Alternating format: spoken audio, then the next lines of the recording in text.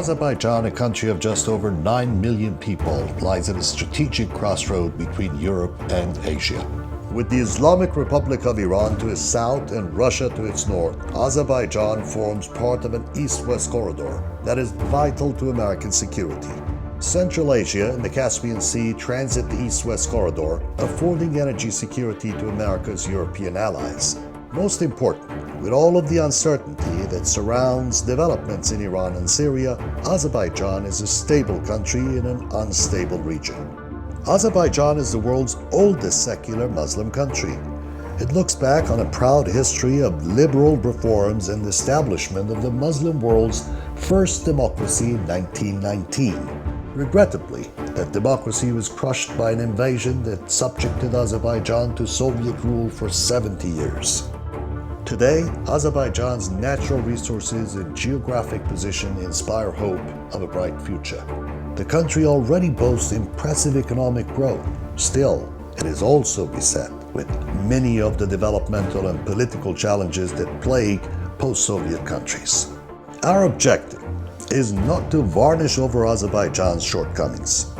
There are many challenges that dedicated people, Azerbaijanis and others with shared interests, are struggling to overcome. Our intent is to highlight the strategic importance of Azerbaijan to the United States and its allies, and to point out that its stability could be undermined by Iran, Russia, or the Armenian occupation of a large part of Azerbaijani territory. The point is neither to praise nor to criticize Azerbaijan, but to help it find a viable path to a better future. Azerbaijan lives in a rough neighborhood.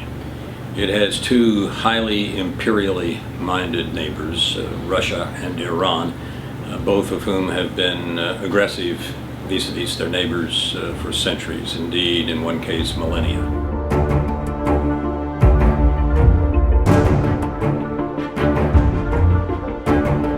What you have, of course, is in the Caucasus. Take a look at a map. You've got this narrow little strip of land. It's an isthmus, basically, between the Black Sea and the Caspian Sea. You can see it two ways. Is it a portage between the Black Sea and the Caspian Sea? That's the Western interest, is east and west. Or is it a bridge between Russia and Iran, north and south? That's the Russian interest. And that's bound to clash. And that's what we've seen. That's what the attack on Georgia in 2008 was, and that's what the politics to this day pretty much hinge around.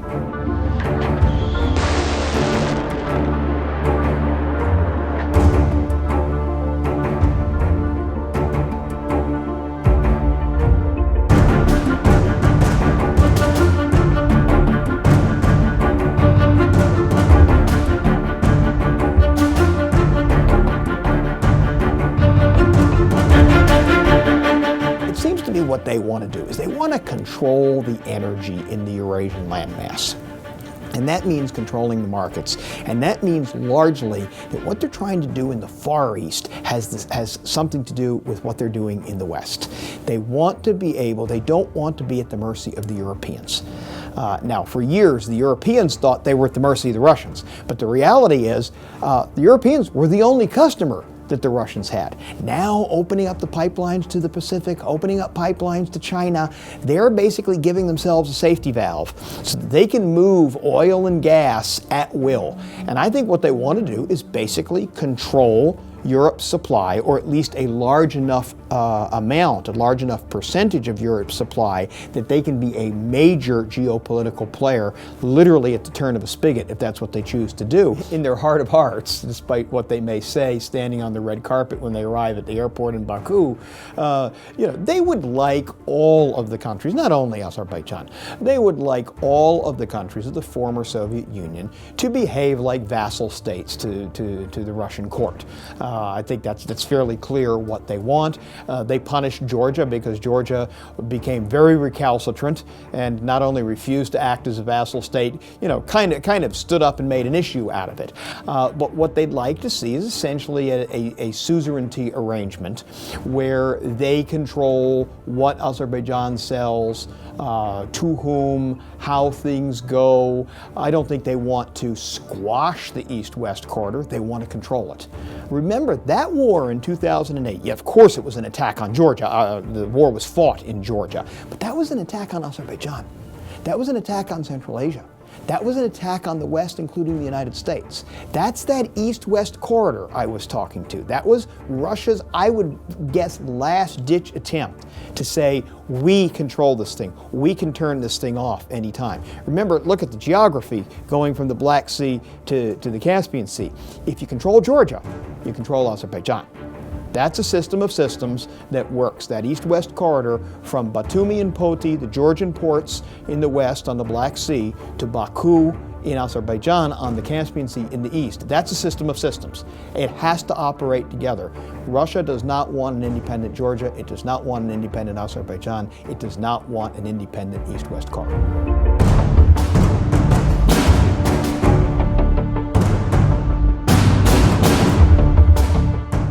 Here is a reality. Nagorno-Karabakh and 7 provinces that are Azeri territory are occupied by the Armenian military. Now that is a reality. For all of the back and forth that you get at the United Nations, there hasn't been much back and forth about that. The United Nations has been very clear that that's the case. And yet you have this Minsk group that's supposed to be facilitating a diplomatic solution, and you have the fox among the chickens. Who's one of the members of the Minsk group? It's the Russians, who have an interest in keeping this thing going there. They don't want this settled. Why? Because if you settled this thing, however you settle it, I'm leaving that, just leave it open as to how, but if it ever were settled, it means that Azerbaijan can get on with economic development, political development, and become a normal country. I see no indication or reason why Russia should want a settlement of the Nagorno-Karabakh matter. I think they are quite pleased to be able to have a major source of tension in that part of the world to serve as something that they can manipulate and meddle in. It offers them another opportunity to try to help dominate and essentially order around countries on its southern flank.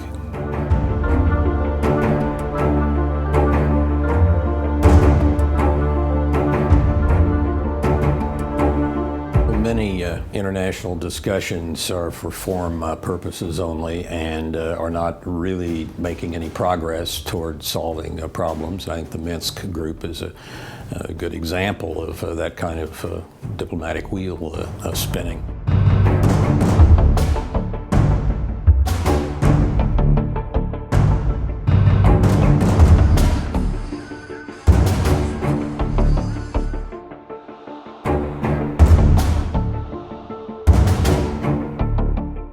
Iran, working with Armenia on the one hand and certainly very much with Russia, is ignoring its religious beliefs and the rest in order to try to dominate politically.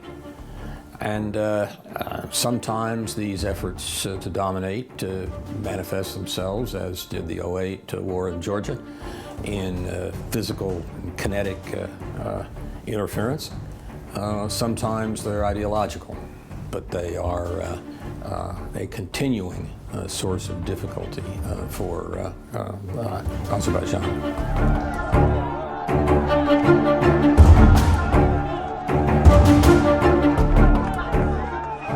We have to remember that this is a revolutionary ideological regime, and it sees things through those lenses, which it regards as realistic.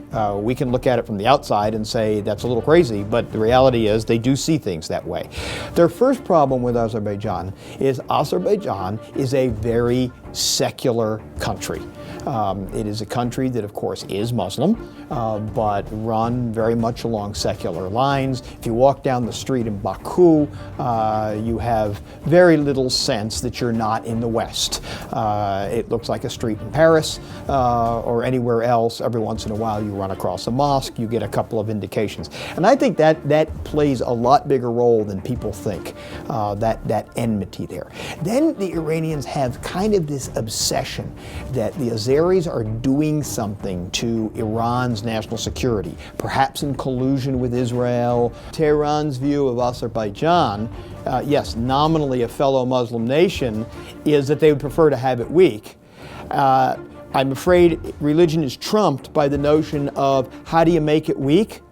By allying yourself with Armenia. And then you've got to look at the Russian factor. Armenia has traditionally been an ally of Russia. That's not something new since the fall of the Soviet Union.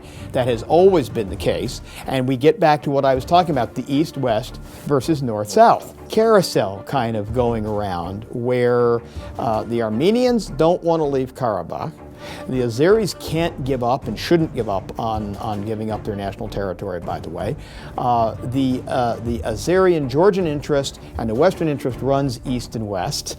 The nexus of Iran, Armenia, Russia's interest runs north and south. And so you constantly get this conflict.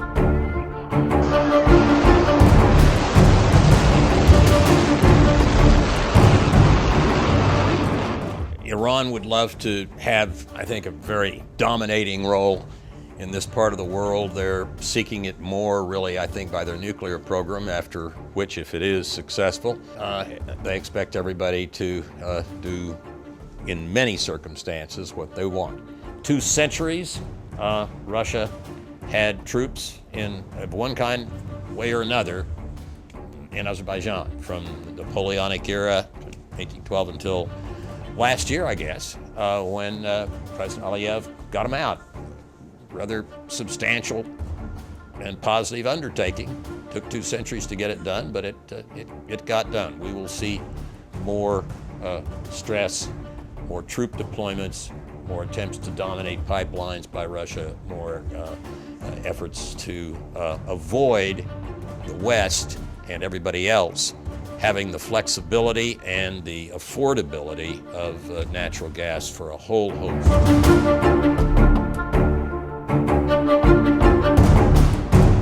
This is a major geopolitical issue.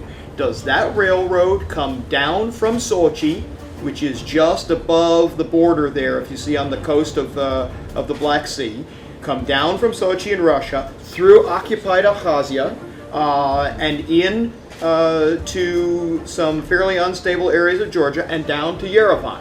That connects Russia with its traditional ally, Armenia. I mean, I'm sorry, but we got to start putting names on things here. Armenia has been traditionally an ally of Russia back in Tsarist times, during Soviet times, and now. Derailing the new railroad is a major geopolitical interest. Has the United States spoken up?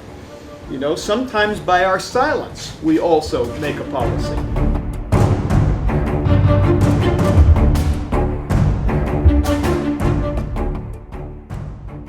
The proposed pipeline that Russia wanted Azerbaijan to use would have run right through Chechnya. The worsening of the relationship between Russia and Georgia was directly connected to the fact that Georgia allowed and facilitated the transport of Caspian Sea oil through pipelines that did not traverse Russian territory. I saw the pictures from his news conference the other day with President Aliyev, and he looked very, very unhappy. But then again, Mr. Putin looks very unhappy at a lot of press conferences, so it's hard to tell. My guess is he's somewhat unhappy with President Aliyev. I think Moscow does not like an independent Azerbaijan.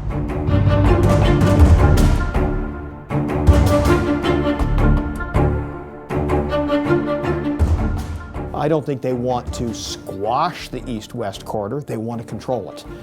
They certainly don't want it controlled by BP from the energy financial standpoint. They don't want it controlled by the Americans and the EU from a geopolitical point of view. They'd like to be the ones with their hands on this thing. And the Azeris play a balancing game. And my guess is that what Moscow would really like is to watch that Azeri balancing game stop being sort of like this and kind of become lopsided in Russia's favor, more like some of the Central Asian countries.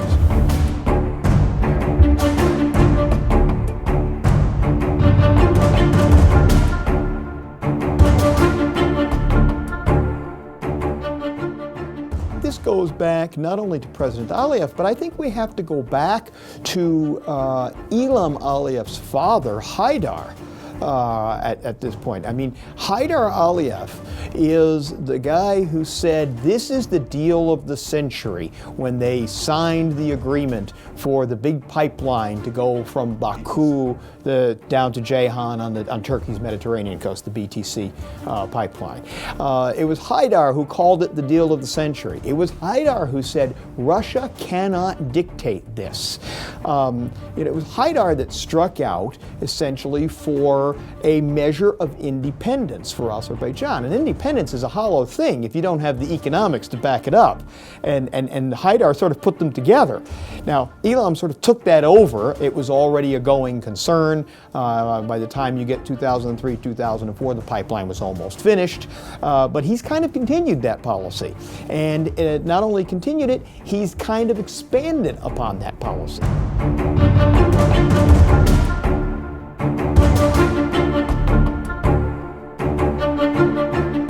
It's important to realize that Russia may speak with more than one mouth in these matters and may simultaneously fund what they might call dissidents from some countries, Azerbaijan and others, whereas in fact they're trying, let's say, to buy an election. I think you can rarely go wrong being skeptical of the intents and purposes of these days of Russian claims and Russian money. The United States lives in a neighborhood, and our neighborhood tends to be very centric from an American viewpoint, with allies to our north and south and two big bodies of water to our east and west. Azerbaijan, on the other hand, lives in a neighborhood that's a little bit more interesting. All the nations in that part of the world, and that's been hit on. They live in this neighborhood, and as a sheikh once told me, he said, General Reist, you're going to go home after this. I have to stay. Your actions can take one form. Our actions have to take another. And we also have to put ourselves in the shoes of the people in the region. It's real easy to sit in a seminar, in Princeton, New Jersey, and talk about how we just need to have better relations with Moscow and we could do this and this and this. Go sit in Baku, go sit in Tbilisi and see how easy it is to do that.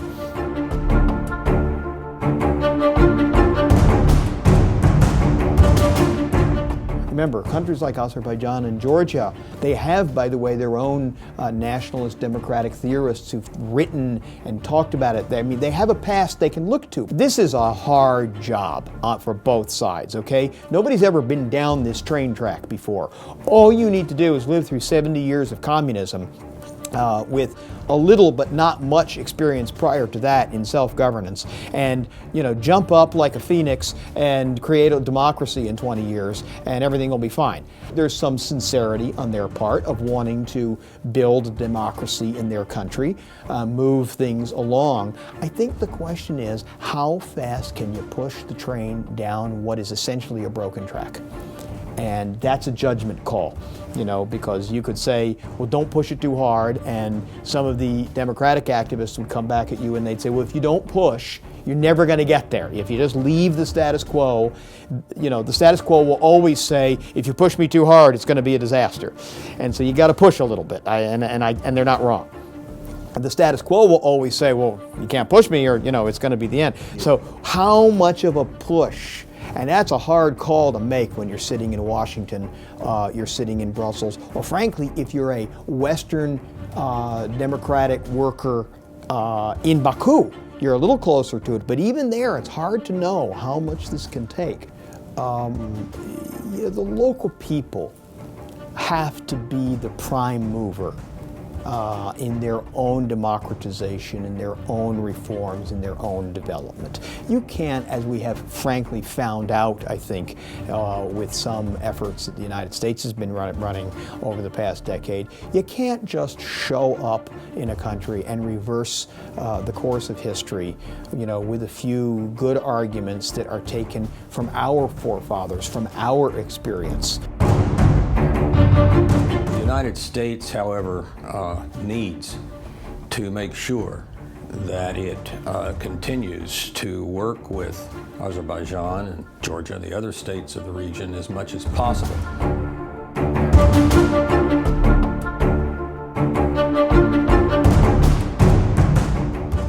Russia's effort to dominate the Eurasian continent, particularly by using natural gas, is something that will affect countries all over the globe, and it's something that I think the United States and Azerbaijan have a very similar interest. And therefore, it is important for the United States to maintain decent relations with a country like Azerbaijan, which is so strategically important given its proximity to Iran and to the Caspian Sea oil supplies, and to counter the attempts of Russia to put pressure on Azerbaijan.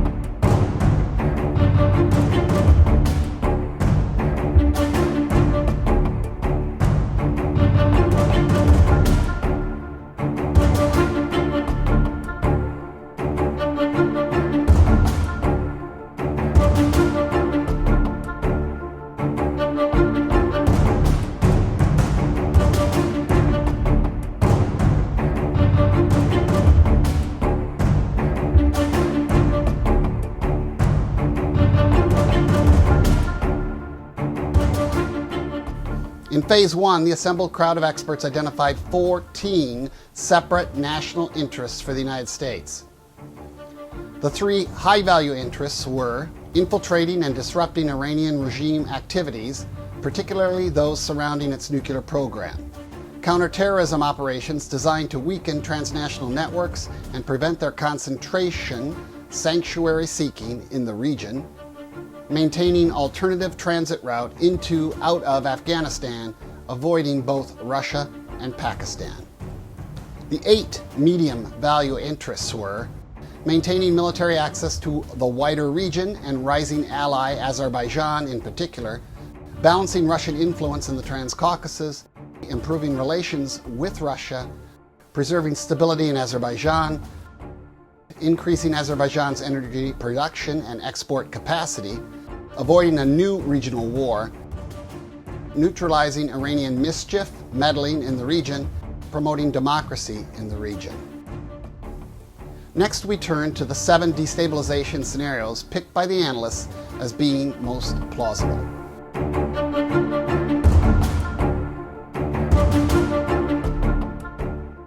In the scenario entitled Azerbaijani Spring, a revolutionary wave arrives amidst falling global energy prices. In the second scenario entitled Second Nagorno-Karabakh War, Baku's diversionary war leads to a Russian military intervention.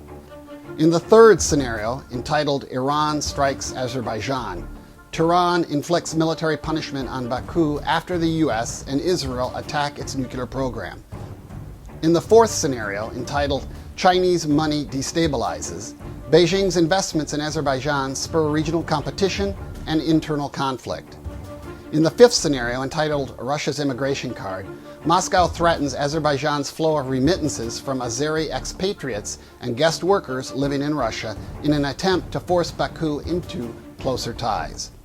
In the sixth scenario, entitled Caspian Claims, Russia backs Iran's maritime claims to expand its own naval dominance over that sea. In the final scenario, entitled Elections Time, Iran stirs up Azerbaijan's domestic conflicts to influence the presidential vote.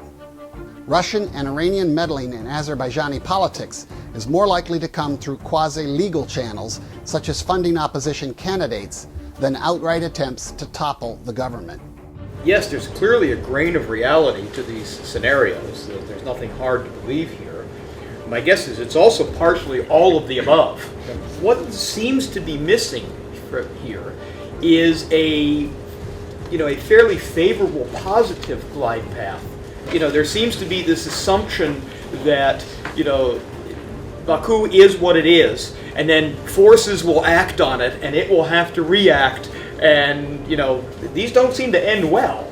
And it just seems to me that the possibility for change in a country that is well-resourced, has very good, talented people, the possibility that you will have gradual political change that will enable the country to adapt to situations and not have to react in a sort of 180-degree nasty reaction to the pressures on it. I think I would add an eighth scenario, it seems to me, and it seems to be the one that we would want to encourage. And at the risk of being somewhat, controversial, I think we need to be careful that, I don't want to say that everything is wonderful with the Azerbaijani government. That said, this is a fairly liberal, moderate country where you can do business. I mean, this is not some, it's sort of being painted as sort of, it's going to have to go down the tubes. It's not. If you go to Baku, it's you don't get that feeling. Washington plays a positive role, recognizing its interests, not to tell our Azerbaijani friends what to do, but to try and encourage this in a way where we have mutual interests, we can work together, and there's a good outcome here for everybody. And with any luck, we'll fulfill Churchill's line that the Americans always do the right thing, but unfortunately only after they've exhausted all other possibilities.